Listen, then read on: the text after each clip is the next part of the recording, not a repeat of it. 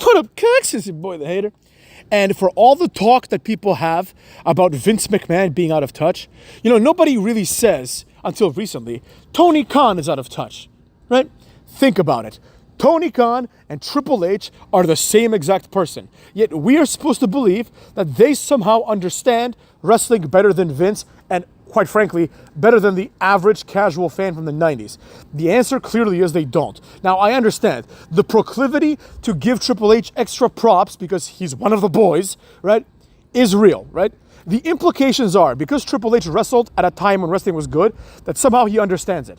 Well, somewhere down the line, just like many other WWE fans, right, he went astray, right?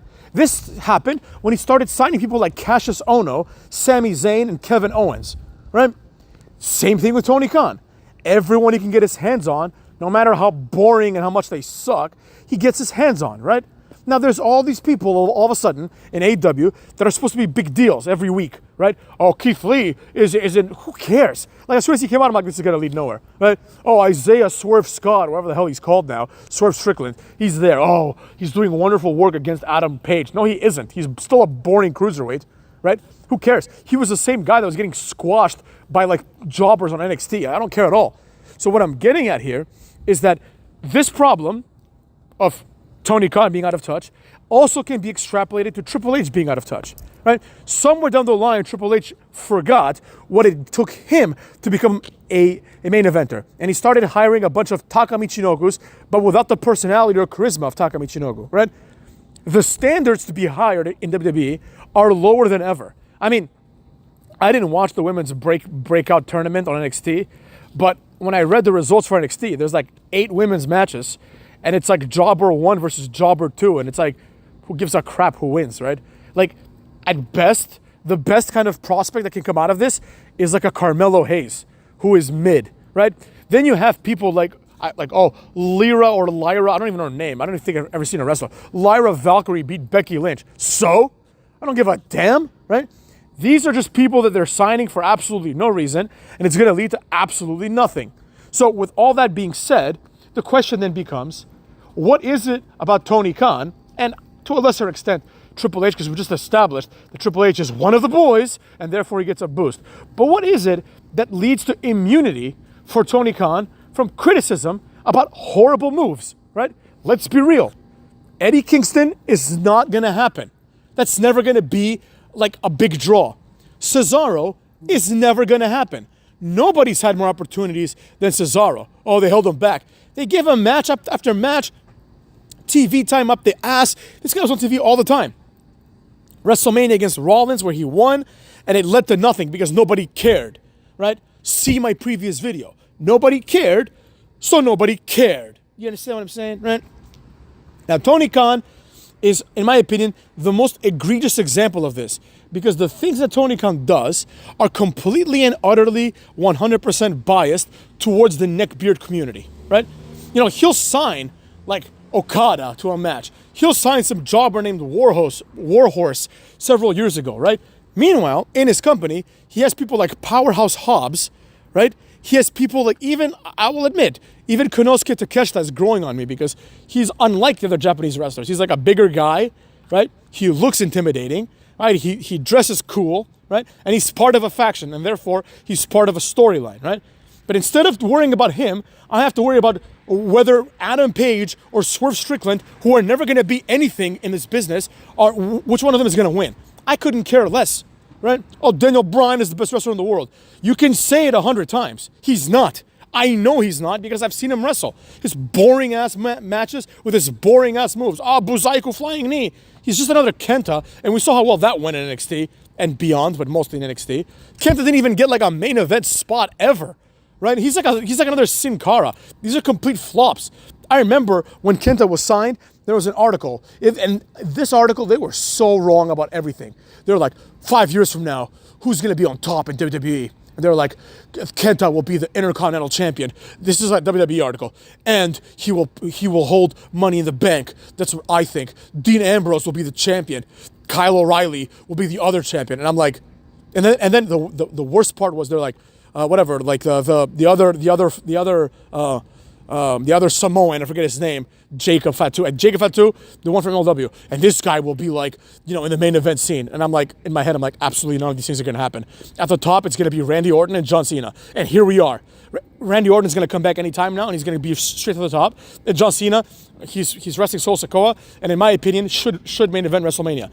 Everyone else in that article was a disaster. Kyle O'Reilly was a flop. Hideo Itami was a flop. Dean Ambrose was a flop, all things considered, right?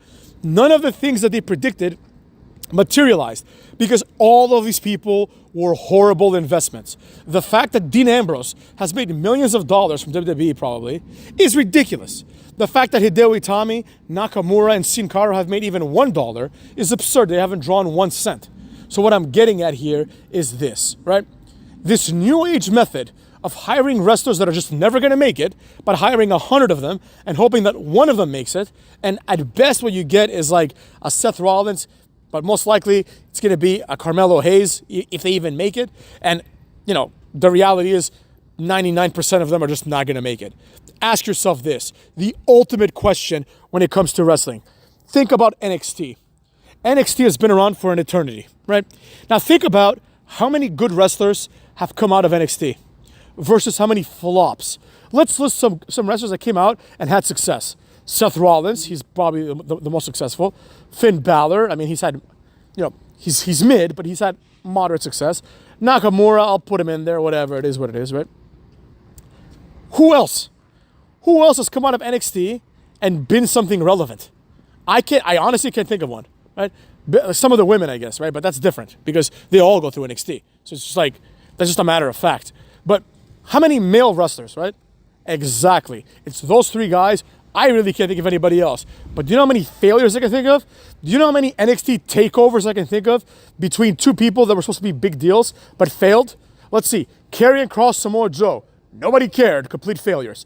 Johnny Gargano, Tommaso Ciampa. Nobody cared. Complete jobbers if they're lucky to get on TV, right? Think about it. The list is endless. The list is literally endless. Bobby Roode. Nakamura, you could argue Nakamura is, I wouldn't say he's a success by any means, right? None of these people were successes, right? While people like Jinder Mahal and Drew McIntyre come back, they don't go to NXT, they become champions. Why? I wonder why that is. Maybe it's because Drew McIntyre and Jinder Mahal are Vince McMahon guys, and Hideo Itami, another failure from NXT, or Sin Cara, another failure, even though he went to the main roster, I guess, so that doesn't count, right? All these guys are Triple H guys. Right? The best that NXT has produced is Seth Rollins, Finn Balor, Kevin Owens, and Sami Zayn. Everyone else has either skipped NXT or has been too good for NXT, period. AJ Styles, obviously Roman Reigns. He was never in NXT. Maybe he had like a weird, I know he was in FCW. Not in NXT though, right? They sidetracked him. They put him to the side and they're like, no, not you, man. Not AJ Styles. Not Drew McIntyre, right? Not even Gallows and Anderson, right? They're like, oh, we expect a bit more from you, right? Now, I'm not saying that all these people have been successes, but almost all of them have been bigger successes than NXT guys. So what exactly is it that we're waiting from NXT, right? For the next Baron Corbin? For the next Von Wagner? For the next jobber? Everyone that comes out of that Fed is a jobber, right? The majority of whom, Keith Lee, Dijakovic, Swerve Strickland, let's see, even people that I like, Dexter Lumis, Cameron, whatever, Grimes, right? A bunch of these people they just go there, they never get on TV, and that's just their career, right? Because they're just not good enough. The vetting mechanisms to hire someone for NXT is basically zero. It's basically zero. Think about all the main events that you've watched in NXT that you may have even gotten excited about. And think about how many of the people in those main events are now complete and utter jobbers. Let's do a really quick review, right? So let's start with Finn Balor. That's as far back as I can remember. I watched NXT before then, but Finn Balor, right? Finn Balor, Kevin Owens, they're mid. They have a spot in some ways, right? Sami Zayn, he was around then the same time. He has a spot. Now, Juice Robinson failed in NXT, was fired, right? Bull Dempsey failed in NXT, was fired. Tyler Breeze failed in NXT, was fired eventually, right? Ty Dillinger failed in NXT, was fired. Eric Young, who I love dearly as a wrestler, failed in NXT, was fired. All the other people in Insanity failed in NXT, they were fired. right? Alpha Academy failed in NXT, and one is retired, and the other one is Chad Gable, who is underrated, but by no means is he not a jobber. Otis, jobber. Think about it. Think about everyone that's gone through there that is a jobber, right? And you tell me, and then think about everyone else that left there, went to AEW, only to become jobbers, so that Adam Page can have his 19th redemption arc, right? And with that being said, I think I've made my point. We need the Vince mentality back. We need Vince to hire people like Powerhouse Hobbs, to hire people like Jade Cargill. I guess Triple H did that at least, right? Like, you can just look at Jade Cargill and you're like, okay, this is obviously going to be a star, right? This is exactly what they've been trying to sell me with these, like, you know, Rhea Ripley's okay, but like with Bianca Belair and that level, like the Rhea Ripley, Bianca Belair, like they're the future kind of, it's obviously Jade Cargill. Like, I have no doubts that Jade Cargill is going to win the Rumble and become the world champion, right? If she doesn't win, she's going to be like the second one eliminated, and it's going to be part of like a longer arc, right? But she will win the Rumble before it's all said and done. Can't say the same thing about Bayley, right? I don't know if she's going to win. Io Shirai, completely meaningless title reign. Nobody cares, right? So what I'm getting at here, cuckolds, is exactly that, right? You know a star when you see one. You know Braun Breaker is going to be a star. You know Von Wagner isn't. You know Adam Cole is going to be a jobber. You know Kyle O'Reilly is going to be a jobber. You know all of these things, right? But people still pretend. And this is weird. Triple H and Tony Khan take advantage of this. They take advantage of meaningless debuts like Undisputed Era. Undisputed Era comes out and attacks Drew McIntyre after he gets beaten by Andrade. And it's like, you look at everyone that's involved in this, all 5 people, right? Which one of these guys did you think back then was going to become somebody? Did you really think that Adam Cole and Andrade were going to be on the main roster and not job to someone like Drew McIntyre if they even made it that far? Exactly. You knew they would. They can, you know, take a chance, and they can draft Andrade with a number 1 pick and draft Humberto Carrillo with a number, you know, in the second round. But it's like, you look at them and you're like, all right, Andrade maybe, you know what I mean? But not really. There's nothing special there, right? You know who is and who isn't a star. You know Apollo Crews was going to be a jobber. You just knew it, even though he doesn't deserve it, in my opinion. You knew it, right? Then you see people like Wardlow, Powerhouse Hobbs, even Hook, right? You see how good Christian has been these last few years. Wow, what a surprise, huh? One of the best wrestlers of all time is still better than everybody else. Of course he is. Why wouldn't he be when you put him against like Danhausen? You know what I mean? So the cream rises to the top, but the problem is we have to be able to identify the cream, right?